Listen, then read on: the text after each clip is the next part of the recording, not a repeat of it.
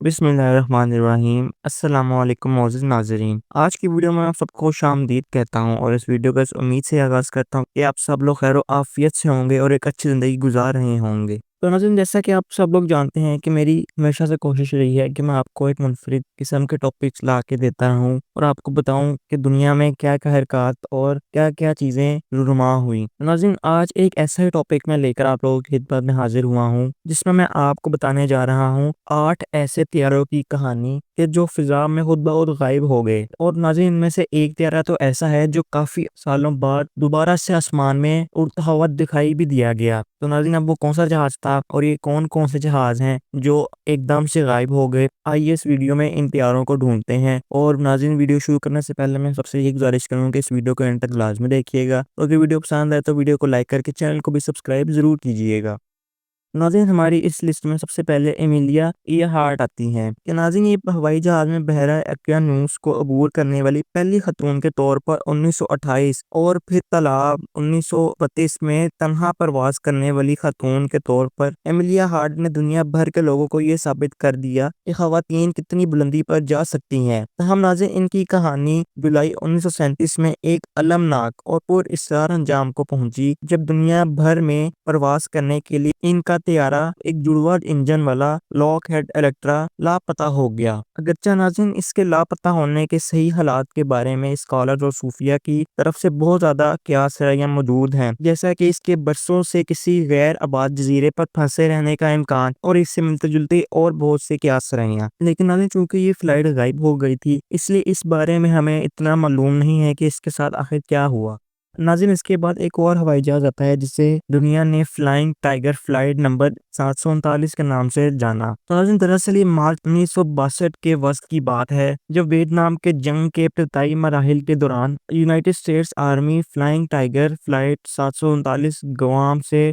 Philippine जाते हुए बहरे अल्कोहल में मज़ाहिर बॉटमलेस मैरीना ट्रेंच के ऊपर से गायब हो गई। और नाज़रीन, हैरत की बात यह है कि त्यारे की आखिरी बातचीत के तकरीबन 1 घंटे बाद इलाके में एक मियारी ऑयल टैंकर के अरकान ने आसमान में एक रोशन धमाका देखने की इत्तला दी, जिसे नाज़रीन कुछ तफ्तीशकारों ने त्यारे से जोड़ा है। लेकिन नाज़रीन, किसी भी हवाई ट्रैफिक कंट्रोल सेंटर्स की तरफ से इसकी कोई खबर नहीं मिली कि क्या ऐसा हवा में हुआ या नहीं। और नाज़रीन, इसकी वजह से जहाज़ पर मौजूद अफराद के लिए जब चीज़ें गलत होने लगीं तो इनके लिए बिल्कुल ठीक करना मुश्किल हो गया। और नाज़रीन, 1300 अफराद, 48 हवाई जहाज़ और 8 सतही जहाज़ों पर मुश्तमिल एक मुकम्मल तलाशी पार्टी जो तकरीबन 144,000 मुरब्बा मील पर मुहित थी, मुकम्मल तौर पर नाकाम साबित हो गई कि इन्हें इस फ्लाइट के बारे में ना पता चला। और नाज़रीन, फिर इसके बाद पूरे अमेरिका में अफवाहें फैल गईं कि इस फ्लाइट के साथ आखिर क्या हुआ था। और नाज़रीन, फिर इस तरह के नज़रियात का ताल्लुक इन दावों से लिया जाने लगा कि इसे गलती से अमेरिकी हुकूमत ने मार गिराया था, जिसने नाज़रीन इसके बाद अपनी पटरियों को ढांप लिया था। तमाम नाज़रीन, इसकी भी असल वजह अब भी गैर वाज़ेह है और कोई भी कभी भी नहीं जान सकता कि आखिर इसके साथ हुआ क्या था।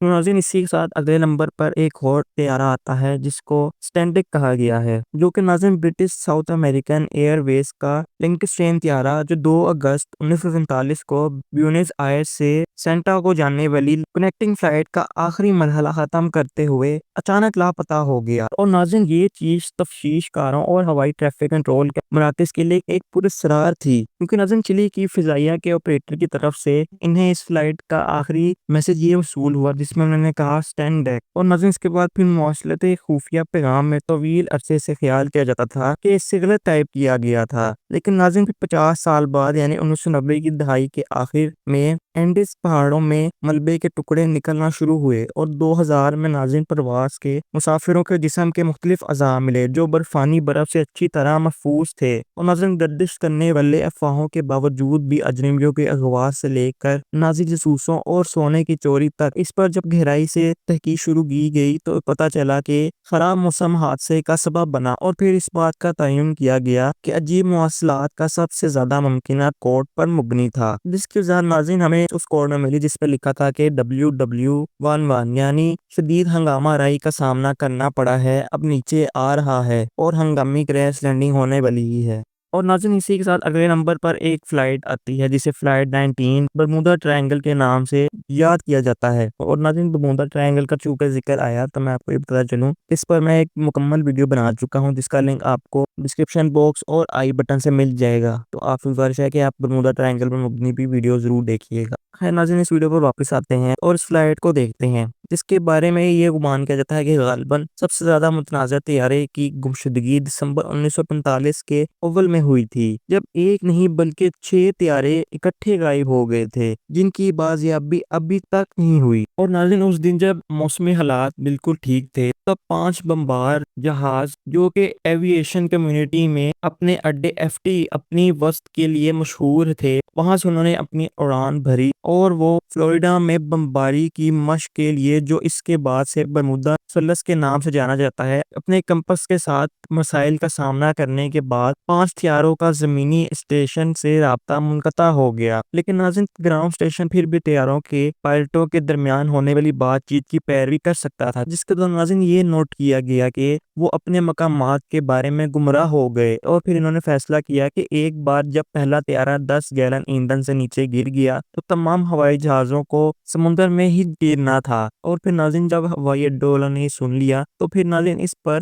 کوسٹ گارڈ اور بحریہ کی طرف سے فوری طور پر ایک شدید ریسکیو مشن شروع کیا گیا، جس نے 5 دنوں کے دوران 7 لاکھ مربع کلومیٹر کا احاطہ کیا، جس کے دوران ایک اور طیارہ جس میں 13 مسافر سوار تھے لاپتہ ہو گیا، جو کہ ناظرین دوبارہ کبھی ملا ہی نہیں۔ اور پھر اس کی قسمت کے بارے میں واحد اشارہ ایک سمندری لائنر کی ایک رپورٹ تھی، جس میں دعویٰ کیا گیا تھا کہ اس نے آسمان میں ایک بڑا فائر بال دیکھا ہے۔ ہم اس اشاعت کی تاریخ تک 6 لاپتہ طیاروں یا ان کے مسافروں کا کوئی ملبہ نہیں ملا، اور پھر اس طرح یہ افسانوی برمودا ٹرائنگل کے ارد گرد پراسرار چمک پیدا ہو گئی۔ اور ناظرین، اس کے بعد ایک مشہور شخصیت کا جہاز لاپتہ ہوا، جس کو اس دور میں انگریزی چینل پر گلین ملر کے نام سے جانا جاتا تھا۔ تو ناظرین، یہ بات دسمبر 1944 کے وسط کی ہے، جب گلین ملر نے پہلے ہی دنیا کی تاریخ میں بڑے بڑے بینڈ لیڈروں میں سے ایک اور سوئنگ صنف کے ایک حقیقی اختراع کے طور پر اپنا مقام حاصل کر لیا تھا۔ ہم جب وہ جس طیارے میں سوار ہوا تو ناظرین اس طیارے کو ٹیک آف کے بعد دوبارہ کبھی نہیں دیکھا گیا، تو اسی وجہ سے ناظرین اس کی حیثیت ایک امریکی لیجنڈ تک پہنچ گئی۔ جیسا کہ ناظرین یہ طیارہ جو لندن سے پیرس جا رہا تھا، ایک سرد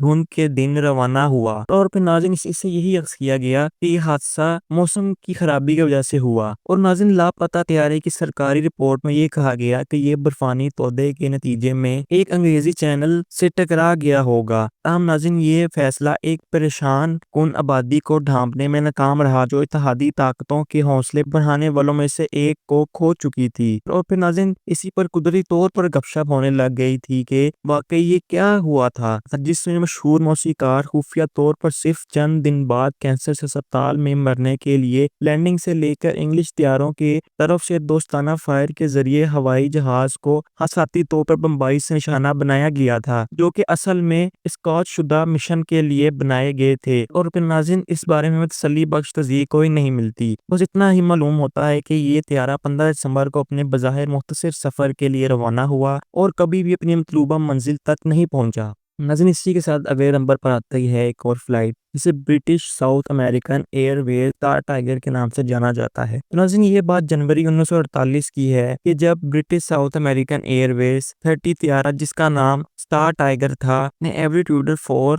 ازورز جزیرہ نما سے اڑان بھری تاکہ لندن سے برمودا کی پرواز کا آخری مرحلہ مکمل کیا جا سکے۔ اور ناظرین ٹیک آف سے پہلے ہی یہ نوٹ کیا گیا تھا کہ طیارے کو ہیٹر کے ساتھ ساتھ کمپس کی خرابی کا سامنا کرنا پڑا تھا، تاہم طیارہ اپنے شیڈیول پر جاری رہا اور ایک لینکسٹرین طیارے کے پیچھے جس نے طوفانی موسم کی علامات کی تلاش میں کام کیا تھا، اس لیے ہوائی جہاز کو گرم درجہ حرارت پر رکھنے کے لیے اس نے 2000 فٹ کی بلندی پر انتہائی نچلی پرواز کی، اور یہ اس وجہ سے تاکہ اگر کوئی مسئلہ درپیش ہو تو عملی طور پر کسی بھی طرح کے ویگل روم کو ختم کر دیا جائے۔ اور ناظرین اس کے علاوہ کم اونچائی کی وجہ سے ہوائی جہاز میں ایندھن زیادہ تیز رفتاری سے جلتا ہے، اگر یہ زیادہ مناسب اونچائی پر پرواز کر رہا ہوتا تو ایسا نہ ہوتا اور پرواز میں سردی کی شدت بڑھتی۔ اور جب ناظرین یہ لینکسٹرین طیارہ کا کامیابی کے ساتھ اترا اور فوری طور پر اسٹار ٹائیگر کے پیچھے نہیں آیا تو زمینی کنٹرول پر لوگ پریشان ہونے لگے، اور پھر ناظرین اسے ریسکیو والوں نے تلاش کرنا شروع کر دیا، اور ناظرین کی بے حد کوششوں کے بعد بھی اس 25 مسافروں اور 6 عملے کے ارکان پر مشتمل جہاز کو دوبارہ کبھی نہیں دیکھا گیا، نہ سنا گیا، جس سے ناظرین تفتیش کاروں نے یہ نتیجہ اخذ کیا کہ طیارے کے ٹھکانے کے سلسلے میں یہ کہا جا سکتا ہے کہ اس سے زیادہ حیران کن مسئلہ کبھی پیش نہیں کیا گیا۔ اور ناظرین حالیہ تفتیش کاروں نے ہوائی جہاز کے اس ناقابل اعتماد ڈیزائن، ممکنہ آندھی جو اس سے سیدھا سمندر میں اڑا سکتی تھی، اور اس کے اتنے نیچے اڑنے کے فیصلے کو اصل الزام ٹھہرایا ہے۔ تاہم ناظرین اس سے زیادہ اس فلائٹ کے بارے میں ہمیں دیکھنے کو نہیں ملتا۔ ناظرین اسی کے ساتھ ایک اور فلائٹ آتی ہے جسے برٹش ساؤتھ امریکن ایئر ویز اسٹار ایریل کے نام سے جانا جاتا ہے۔ تو ناظرین اسٹار ٹائیگر کے لاپتہ ہونے کے تقریباً 1 سال بعد 17 جنوری 1949 کو برمودا سے جمیکا جانے والا ایک اور برٹش ساؤتھ امریکن ایئر ویز کا طیارہ مکمل طور پر غائب ہو گیا، اور اپنی روانگی کے 1 گھنٹہ بعد اسٹار ایریل نے زمینی اسٹیشن تک اپنے مقام کو نوٹ کرتے ہوئے ایک معمول کی بات چیت کی، اور اس کے فوراً بعد بظاہر 18,000 فٹ کی بلندی پر موجود ہونے والا عمل اس کا ختم ہو گیا، اور مشتبہ